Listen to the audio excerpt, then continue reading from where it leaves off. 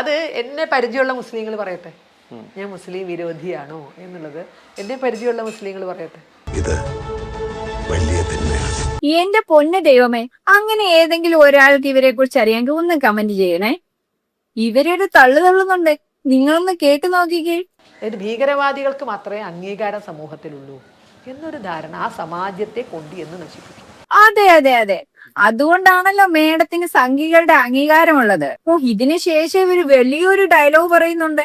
അത് കേട്ടപ്പോ ശരിക്കും എന്റെ കണ്ണ് നിറഞ്ഞു. അതുപോലെ വായി പലതും വന്നു. നിങ്ങളൊന്ന് കേട്ടു നോക്കിക്കേ. കോടതിക്ക് തെളിവ് കിട്ടിയാലേ പറയാൻ സാധിക്കുള്ളൂ. ദൈവത്തിന് തെളിവില്ലാത്ത പോലെ തന്നെ ലവ് ജിഹാദിനും തെളിവില്ല. ഞാൻ മനസ്സിന് വിചാരിച്ചോളൂ ഇപ്പൊ വണ്ടി അവിടെ ചെന്ന് ഇടിച്ചു നിൽക്കുന്നു. അല്ല ടീച്ചറെ, തിരിച്ചും സംഭവിച്ചൂടെ? ാണെങ്കിലും മറിച്ചാണെങ്കിലും ഈ പെൺകുട്ടികൾ അടിമകൾ ആരുടെങ്കിലും അല്ലല്ലോ.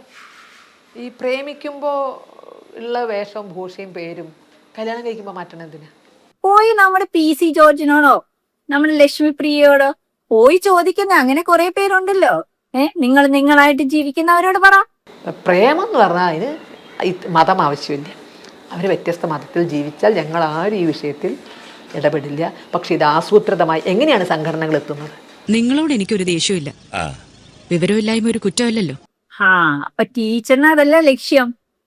അല്ല, രാമക്ഷേത്രത്തിൽ ഇത്രയും വലിയ കൊള്ള നടന്നിട്ട് ടീച്ചർ എന്തെങ്കിലും പ്രതികരിച്ചോ? അയോധ്യ രാമക്ഷേത്രവുമായി ബന്ധപ്പെട്ടുള്ള ഞെട്ടിപ്പിക്കുന്ന കൊള്ളയുടെ പുതിയ കണക്കുകൾ പുറത്തു വരികയാണ്. 7.75 കോടി രൂപയാണ് 8 ജീവനക്കാർ ചേർന്ന് കവർന്നത് എന്നാണ് ഇപ്പോൾ വാർത്തകൾ പുറത്തു വരുന്നത്. സംശയമൊന്നുമില്ലല്ലേ? നിങ്ങൾക്ക് എന്താ തോന്നുന്നത്? ഇതൊക്കെ കണ്ടപ്പോഴേ എനിക്ക് താണ്ടേ ഈ ഡയലോഗ് ഓർമ്മ വന്നേ. രണ്ടും കൂടി ഒരുമിച്ച് വേണ്ടാ. ഉപദേശവും രണ്ടും കൂടി ഒരുമിച്ച് വേണ്ടെന്ന് പറയാം. മോള് വിട്ടോ.